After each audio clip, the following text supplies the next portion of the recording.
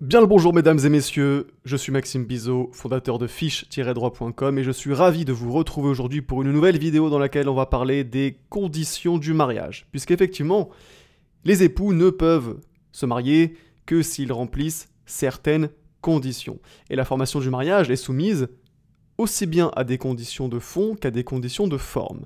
Et donc dans cette vidéo, on va s'intéresser à la fois aux conditions de fond et aux conditions de forme du mariage.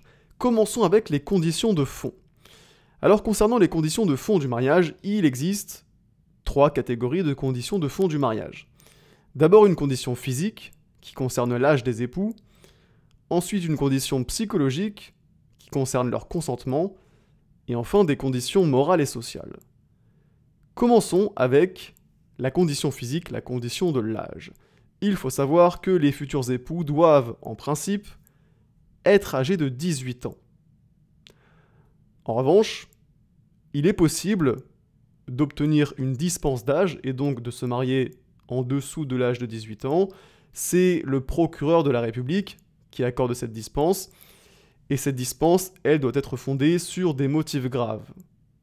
Ça peut être par exemple le cas quand la femme est enceinte. Dans ce cas-là, le procureur de la République pourra accorder une dispense d'âge pour que les deux personnes puissent se marier, même si elles ont moins de 18 ans. Et donc cette condition d'âge, c'est l'unique condition physique du mariage. Auparavant, les époux devaient aussi être de sexe différent, mais depuis la loi du 17 mai 2013 qui a ouvert le mariage aux couples homosexuels, cette condition n'existe plus et les époux peuvent aussi bien être de sexe différent ou de même sexe. Ensuite, on passe donc à la condition psychologique. La condition psychologique qui implique d'avoir le consentement des deux époux. Le mariage requiert le consentement des deux époux. Les deux époux doivent consentir au mariage. Et ce consentement, il doit d'abord être réel. Qu'est-ce que ça signifie que le consentement doit être réel? Ça signifie que les époux ne doivent pas se marier dans un but étranger à l'union matrimoniale. Qu'est-ce que c'est qu'un but étranger à l'union matrimoniale? Par exemple, c'est le cas si les époux se marient uniquement pour que l'un d'eux puisse obtenir la nationalité française. Un but étranger à l'union matrimoniale, c'est aussi le cas, par exemple, lorsque l'épouse se marie uniquement pour pouvoir hériter de son mari. Ça a été jugé à plusieurs reprises en jurisprudence. Donc dans ce genre de cas, le consentement au mariage des époux ne sera pas réel. Et puis également, le consentement des époux, il doit être libre. Qu'est-ce que ça signifie? Ça signifie que le consentement des époux ne doit pas être vicié. Et spécifiquement, il ne doit pas être vicié par, d'abord, une erreur déterminante du consentement portant soit sur la personne, soit sur les qualités essentielles de la personne. Alors, une erreur sur la personne, c'est une erreur sur l'identité de l'autre époux. Par exemple, une erreur sur le nom et l'âge de l'autre époux.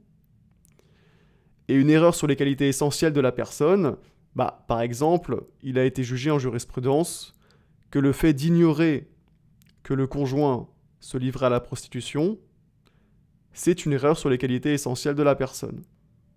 Donc imaginez, vous vous mariez avec une personne et suite au mariage, vous découvrez que votre conjoint se prostitue. Déjà, c'est pas une nouvelle qui vous fait extrêmement plaisir, mais au-delà de ça, le fait que vous ignoriez que votre conjoint se prostitue, ça sera constitutif d'une erreur déterminante de votre consentement portant sur les qualités essentielles de la personne. Et donc, votre consentement sera vicié. Et autre exemple, il a aussi été jugé à plusieurs reprises que l'ignorance de l'impuissance du mari était constitutive d'une erreur sur les qualités essentielles de la personne. Et donc là encore, on considère que le consentement de la femme est vicié parce qu'elle ignorait l'impuissance du mari. Autant vous dire qu'il est toujours préférable de tester la marchandise avant de s'engager. Et donc ensuite, on l'a dit, le consentement des époux, il ne doit pas être vicié par une erreur, mais également il ne doit pas être vicié par la violence. Qu'est-ce que c'est la violence? C'est lorsque l'un des époux a subi une contrainte qui l'a forcé à se marier. D'accord? C'est ça la violence. Cette contrainte, elle peut venir soit de l'autre époux, soit d'un élément extérieur. et à savoir que la violence peut être aussi bien physique que morale. On ne parle pas nécessairement de violence physique. Voilà donc pour la condition du consentement. Et donc, comme je vous l'ai dit, il y a une troisième catégorie de conditions de fond du mariage, ce sont les conditions morales et sociales. Effectivement, il existe deux empêchements à mariage. On parle d'empêchement à mariage, ce sont donc des situations dans lesquelles il sera impossible de se marier. Et donc, il existe deux empêchements à mariage qui sont fondés sur des considérations sociales et morales. D'abord, l'interdiction de la bigamie. Effectivement, il est interdit d'être marié à plusieurs personnes en même temps. Et donc, à partir du moment où une personne est mariée, eh bien, elle ne peut pas se marier avec une seconde personne. Donc, pour pouvoir contracter un second mariage, il faudra que le premier mariage soit dissous. Et puis, il y a aussi l'interdiction de l'inceste, qui fera qu'il est interdit de se marier avec un membre de sa famille proche, et spécifiquement, il est interdit de se marier entre ascendants et descendants, donc ça veut dire qu'il est interdit de se marier entre parents et enfants, également entre grands-parents et petits-enfants, et il est aussi interdit de se marier entre frères et sœurs, entre oncles et nièces, et entre tantes et neveux. Voilà donc pour les conditions de fond du mariage. On passe, sans plus attendre, aux conditions de forme du mariage. Et concernant les conditions de forme, il faut savoir que donc, le mariage va nécessiter d'abord d'accomplir un certain nombre de formalités préalablement à la célébration du mariage, et puis ensuite, il y aura des conditions concomitantes à la célébration du mariage, des conditions qui concerneront la célébration en tant que telle. On va commencer avec les formalités antérieures à la célébration du mariage. La première d'entre elles, c'est la remise de pièces à l'officier d'état civil, qui a pour but de permettre à l'officier d'état civil de s'assurer que les conditions de fond du mariage sont respectées. Alors c'est quoi l'officier d'état civil ? Concrètement, quand on parle d'officier d'état civil, on fait référence au maire. L'officier d'état civil, c'est concrètement le maire. Et donc, les époux doivent lui remettre certaines pièces, notamment un extrait de leur acte de naissance, une pièce d'identité chacun, et un justificatif de domicile.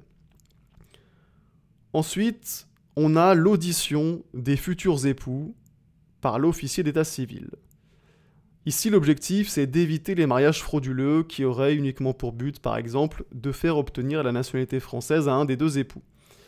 Et donc, pour éviter ça, les futurs époux doivent être auditionnés par l'officier d'état civil qui vérifiera la réalité de leur consentement. Et donc, cette audition des futurs époux, elle est en principe obligatoire. En revanche, l'officier d'état civil, il peut décider de ne pas y procéder lorsqu'il estime que ce n'est pas nécessaire. Donc, concrètement, ça sera le cas lorsqu'il n'y a aucun doute sur la réalité du consentement des futurs époux. Et puis enfin, on a la publication du projet de mariage. Alors cette publication, elle consiste dans l'affichage du projet de mariage à la mairie pendant 10 jours, et l'objectif c'est d'informer les tiers du mariage afin qu'ils puissent éventuellement former une opposition. Donc ça, ce sont donc les formalités qui sont antérieures à la célébration du mariage. Voyons maintenant les conditions qui sont concomitantes à la célébration du mariage. Alors d'abord, cette célébration du mariage, elle ne doit pas avoir lieu plus d'1 an après la publication. C'est la publication à la mairie dont je viens de vous parler. Il ne faut pas que le mariage ait lieu plus d'1 an après cette publication. Ensuite, le mariage doit être célébré à la mairie du domicile de l'un des époux ou de l'un de leurs parents. Les époux doivent être présents lors de la célébration du mariage, c'est quand même la moindre des choses, mais aussi les témoins, donc entre 2 et 4, doivent également être présents. Le mariage est en principe célébré par le maire de la commune, mais celui-ci peut déléguer ses pouvoirs à ses adjoints ou aux conseillers municipaux. Et pendant la célébration, l'officier d'état civil, donc en principe le maire, il doit d'abord lire aux époux un certain nombre d'articles du Code civil qui sont relatifs aux droits et devoirs des époux. Il doit ensuite demander aux époux si un contrat de mariage a été conclu, afin de pouvoir en faire mention en marge de l'acte de mariage. Il doit aussi recueillir le consentement des époux. Il doit ensuite déclarer que les époux sont unis par le mariage. Et puis il doit dresser l'acte de mariage et enfin remettre l'extrait de l'acte de mariage et le livret de famille aux époux.